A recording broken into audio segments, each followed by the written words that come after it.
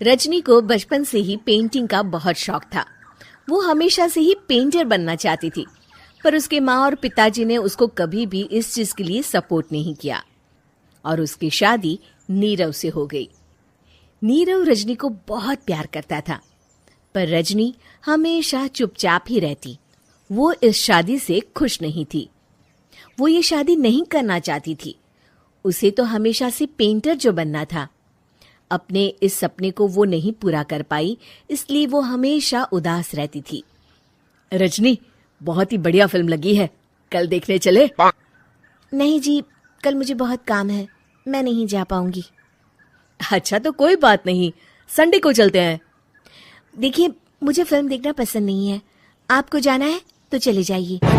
नीरव को मना करके रजनी वहां से चली जाती है और अपने बैग को खोलकर उसमें बंद पड़े ब्रश और कलर्स को देखकर रोने लगती है।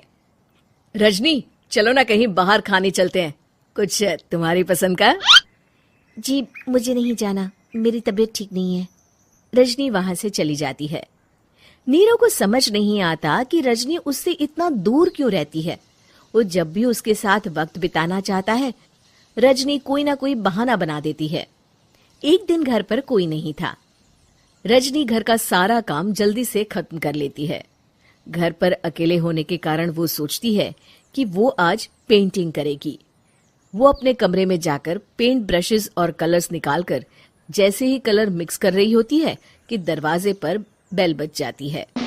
अब कौन आ गया इस वक्त? इतनी मुश्किल से तो मुझे पेंट करने का मौका मिला है। रजनी दरवाजा खोलती है तो उसकी सास अपनी सहेलियों के साथ खड़ी होती है और सब घर के अंदर आ जाते हैं। अरे बहू, सबको शरबत बनाकर पिला दे, बाहर तो बड़ी गर्मी है। उफ। जी। रजनी पेंट ना कर पाने से उदास हो जाती है। उसे गुस्सा भी आ रहा होता है कि उसने इस शादी के लिए हाँ क्यों कह दी। वो रसोई में जा रही होती है कि उसकी सास उसे रोकती है। बहू, सबके खाने का भी इंतजाम कर लेना, आज का लंच तो ये सब यहीं करेगी। हाँ। रजनी बिना कुछ कहे रसोई में चली जाती है। सबके लिए खाना बनाती है। सब खाना खाते हैं और रजनी घड़ी देखती है कि ये सब कब जाएंगे ताकि वो अपनी पेंटिंग कर सके। जब शाम होती है तब सब चले जाते हैं अपने घर। अरे बहू, सब तेरे खाने की तो बहुत तारीफ कर रहे थे, सबको बहुत अच्छा लगा खाना। आपको मुझे सुबह बताना चाहिए था ना कि आपकी सहेलियां आ रही है। पता भी है कितना वक्त लगा सारा खाना बनाने में। अरे बहू, तू ऐसे कैसे बात कर रही है मुझसे? तो और कैसे बात करूं? मैं इस घर की कोई नौकरानी नहीं हूं कि इतना काम करूंगी। रजनी अपने कमरे में जाकर दरवाजा बंद कर लेती है। शाम को जब नीरव आता है तो उसकी माँ उसे पूरी घटना के बारे में बताती है। क्या रजनी ने आपसे इस तरह बात की माँ? हाँ, और पता नहीं उसे क्या हो गया है, शाम से बाहर भी नहीं आई है। मैंने तो कई बार आवाज दी, खाना भी नहीं खाया उसने। तू ही बात करके देख ले बेटा। दरवाजा खोलो, मैं हूं।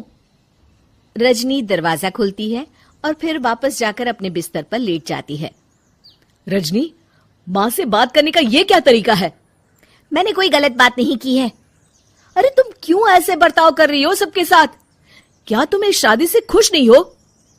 रजनी कुछ नहीं बोलती। अरे बताओ मुझे रजनी, क्या ये शादी तुम्हारी मर्जी के खिलाफ हुई है? हाँ, मैं ये शादी कभी नहीं करना चाहती थी। तुमसे क्या, मैं किसी से भी शादी नहीं करना चाहती थी। जे, तुम क्यों नहीं करना चाहती थी शादी? रजनी बेड के नीचे से अपने पेंटिंग्स, कलर्स, ब्रश, पेपर्स निकालती है। इतने में उसकी सास भी कमरे में आ जाती है। ये देख रहे हो, ये थे मेरे सपने।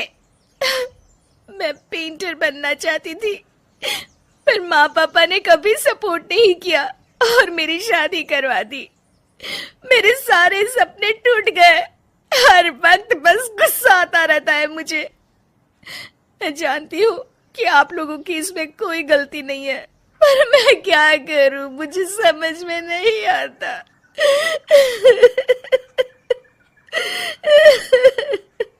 रजनी फूट फूट कर रोने लगती है। मुझे माफ कर दीजिए।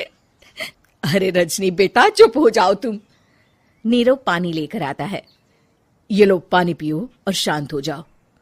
रजनी पानी पीती है और उसकी सास पेंटिंग्स देख रही होती है। अरे नीरव, हमें तो पता ही नहीं था कि हमारी बहू कलाकार है। अरे कितनी अच्छी पेंटिंग्स बनाई है, देखो तो। ये वाली तो मैं अपने कमरे में ले जाऊंगी। आपको ये पेंटिंग्स अच्छी लगी? अच्छी नहीं, बहुत अच्छी लगी। और तुमने हमें बताया क्यों नहीं? तुम जब चाहे पेंटिंग कर सकती हो रजनी। हम तुम्हारे सपनों को पूरा करने में तुम्हारा पूरा साथ देंगे।